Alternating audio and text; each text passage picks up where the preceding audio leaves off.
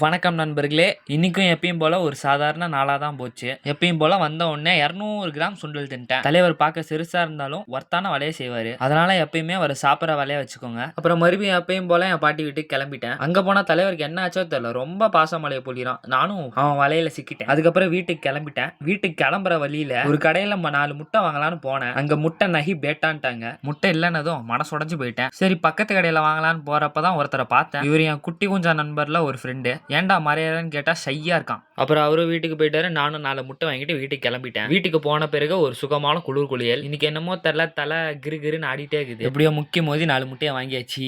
ஒரு 2 வாரத்துக்கு முன்னாடி என் தம்பிக்கு ஒரு சைக்கிள் வச்சுக்கு தந்தேன். பயப்பில் சைக்கிள் சேவை தொலைச்சிட்டாரு போல, அதனாலதான் வாங்கிட்டு போக வந்துக்கிறாரு. அவருக்கு எப்படியோ ஸ்பேர்கி எடுத்துட்டு அண்ணனுக்கு பசி மயக்கம் மறுபடியும் வந்துருச்சு. அதனால கிச்சனுக்கு போய் 4 முட்டையை போட்டாச்சு. முட்டையில உப்பு காரம் பெப்பர் எதுவும் போடாம சாப்பிட்ற சுகமே தனி தான். என்ன மாதிரி இங்க எத்தனை பேர் முட்டை சாப்பிடுவீங்கன்னு கமெண்ட் பண்ணுங்க, நானும் தெரிஞ்சுக்கிறேன். இந்த மாதிரி சாப்பிட்றதுல சில விதை தெரிஞ்சு வச்சுக்கோங்க, அப்பதான் ஃபியூச்சர்ல யூஸ் ஆகும். எப்படியோ 4 முட்டையை புடக்கு நம்பிக்கிட்டு ஜெய் கிளாஸ் ஒரு 8 மணி வரைக்கும் பார்த்துட்டு அப்புறம் வீட்டில் கடைசி நேரத்தில் 2 மீன் வாங்கிட்டு இருந்தாங்க. அதையும் அமுக்கிட்டு இன்னைக்கு நாளை முடிச்சுக்கிறேன். நாளைக்கு பார்க்கலாம். நன்றி.